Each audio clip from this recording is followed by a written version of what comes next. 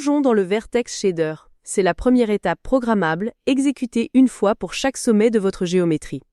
Son but absolu est de calculer la position finale de ce sommet sur l'écran.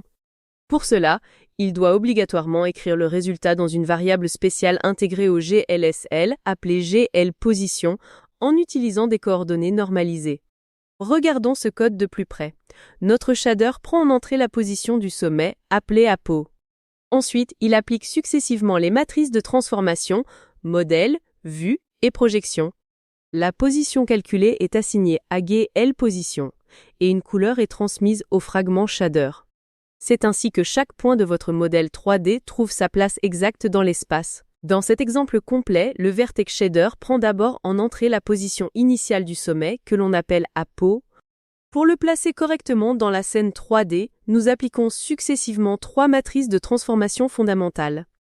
La matrice modèle positionne l'objet dans l'espace, tandis que la matrice vue définit la position de la caméra. Ensuite, la matrice projection applique la perspective pour donner une sensation de profondeur. En multipliant ces matrices par la position du sommet, strictement de droite à gauche, on obtient notre fameux GLPosition. Enfin, il passe une couleur rouge au fragment shader.